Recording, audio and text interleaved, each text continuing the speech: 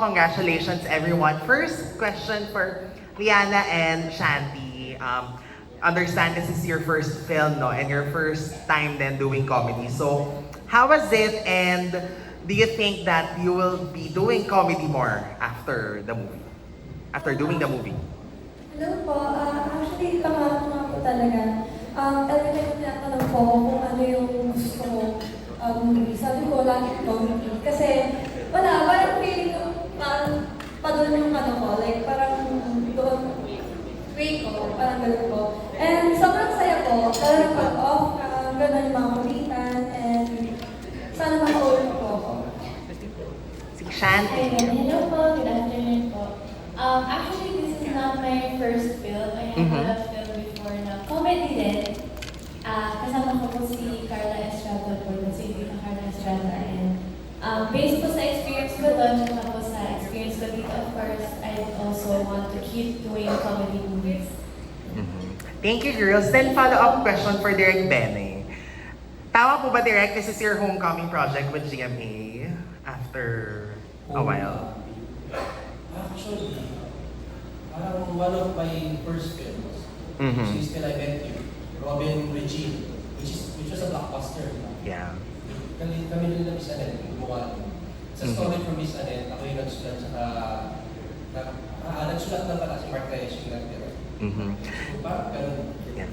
So, Direk, kasi recently, no, I mean, wala namang something, pero mas nagiging uso ngayon yung medyo may violence, yung mga pelikula, yung mga projects, even on TV, di ba? And now you are coming up with this film na very inspirational and hopefully life-changing. So how important it is to you to send that message across sa mga makakanood ng movie? Kasi sakto din that it's showing that Saturday weekend.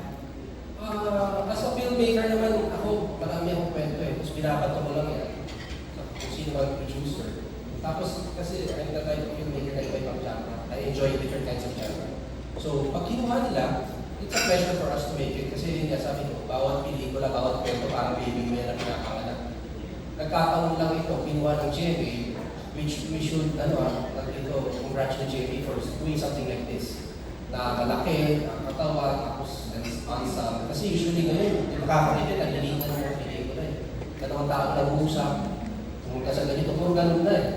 So ito, ang laki ng pelikula. So, panoorin natin kasi bukod sa lesson niya, I think this is a big step towards making bigger and bolder and better films. Thank you, Direk. Then last kay David, kasi na-mention mo naman kanina that you were doing romance, you were doing action in the past, and then ito naman, something inspirational and feel good. So, gano'n din ka-important for you sa mga fans mo na ganitong klase naman yung mapanood nilang gawa mo or role? How important Yes. this is to the fans? Para sa'yo, gano'n ka-importante yung ganito naman yung mapapanood ng fans? Well, what I was going to say.